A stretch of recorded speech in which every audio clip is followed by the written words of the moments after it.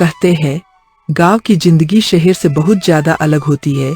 यहाँ सपने खेतों में उगते हैं, लेकिन सूखा उन्हें निगल जाता है। यह कहानी है एक भोला किसान की जो बहुत ही ईमानदार और मेहनती होता है, लेकिन किस्मत को तो शायद कुछ और ही मंजूर था।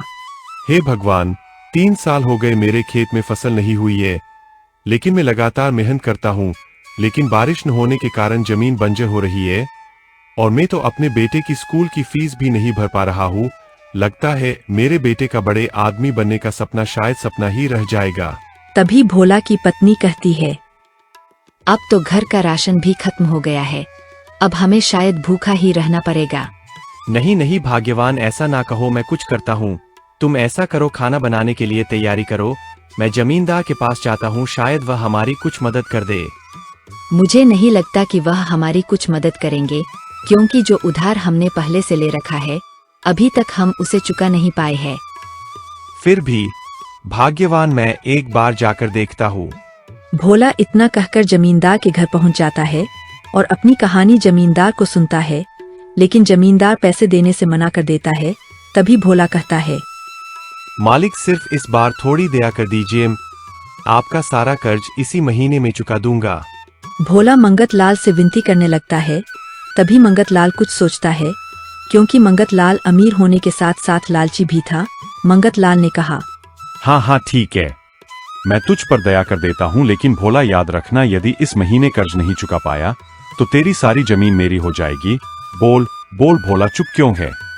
भोला मजबूर था, इसलिए हाँ कहकर मंगत लाल से कुछ पैसे उधार ले लेता है और घर आकर अपनी पत्नी को सारी बात बताता है। तब भोला की पत्नी कहती है, लेकिन हमारी जमीन तो बंजर हो रही है और उसमें कुछ उग भी नहीं रहा है, हम कर्ज कैसे देंगे, इसका मतलब हमारी जमीन। तभी भोला अपनी पत्नी से कहता है, मैं ऐसा नहीं होने दूंगा, जंगल से सूखी लकड़ियां काट कर लाता हूँ और उन्हें शहर में बेचकर पैसे कमाता हूँ, इसी से हम धीरे धीरे कर्ज भी चुका देंगे। इतना कहकर भोला जंगल में लकड़ियां काटने निकल जाता है, लेकिन उसको रास्ते में एक पंछी पड़ा हुआ दिखाई देता है, जो किसी जानवर ने घायल कर दिया था। जैसे ही भोला उस पंछी के पास जाता है उसकी मदद करने, तो एक तेज प्रकाश के साथ वो पंछी एक साधु में बदल जाता है। हे भगवान, ये कैसा चमत्कार है! मुझे भगवान ने ही तुम्हारी परीक्षा लेने के लिए धरती पर भेजा है और तुम सच में ही बहुत अच्छे इंसान हो। मैं तुमसे प्रसन्न हूँ। मैं तुम्हें एक वरदान देता हूँ, मांगो, तुम क्या मांगते हो? भोला अपनी सारी कहानी साधु बाबा को बताता है। ये लो, ये कोई साधारण फावड़ा नहीं है, यह एक जादुई फावड़ा है जिसका प्रयोग तुम ईमानदारी और मेहनत से करना, बिना किसी लालच। इतना कहकर साधु तेज प्रकाश के साथ गायब हो जाते हैं। भला ये साधारण सा दिखने वाला फावड़ा मेरी क्या मदद करेगा? चलो फिर भी मैं देखता हूँ। भोला जैसे ही फावड़े को अपनी बंजर जमीन पर चलता है तो जमीन नरम हो जाती है और बीज खुद भी खुद बिखरने लगते हैं।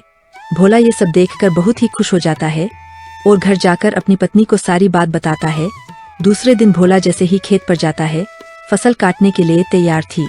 भोला ये सब देखकर हैरान था, लेकिन मन ही मन खुश भी था। उसने फसल को काटकर शहर में बेच दिया और घर आकर अपनी पत्नी से बोला, इस बार साधु बाबा की कृपा से फसल बहुत ही अच्छी हुई है।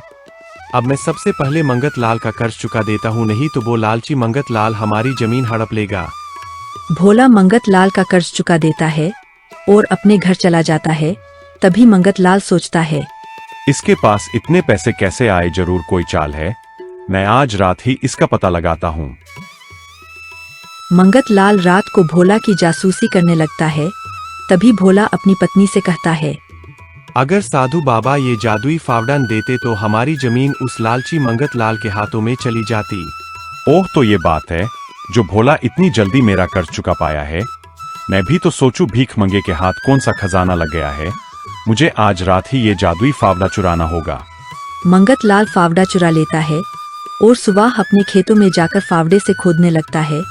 उसको लगता है जादुई फावड़ा कोई खजाना देगा, लेकिन अरे ये क्या हो रहा है? मेरी हरी भरी फसल सूख कैसे रही है? इसमें जरूर भोला की ही कोई चाल होगी। मैं अभी उसके घर जाकर उसको सबक सिखाता हूँ। मंगत लाल भोला के घर आकर उसको भला बुरा कहने लगता है। तभी बाहर से एक जोर की आवाज आती है और मंगत लाल और भोला दोनों ही बाहर आ जाते हैं। बाहर वही साधु बाबा खड़े होते हैं।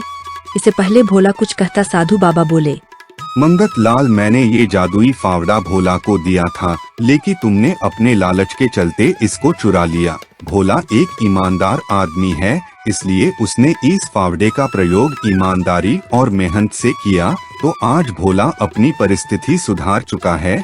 लेकिन तुम एक लालची इंसान हो, इसलिए तुम्हारे साथ ऐसा ही होना चाहिए। इतना कहकर साधु बाबा तेज प्रकाश के साथ गायब हो जाते हैं और वो जादुई फावड़ा भी गायब हो जाता है। बच्चों, इस कहानी से हमें यह शिक्षा मिलती है कि असली जादू मेहनत में होता है, न कि किसी चीज में। ऐसी ही वीडियो को लगातार देखते रहने के लिए अभी कुहू पीहू कार्टून टीवी चैनल को सब्सक्राइब करें और बेल आइकॉन को ऑन करें ताकि आपको सारी वीडियो का नोटिफिकेशन मिलता रहे।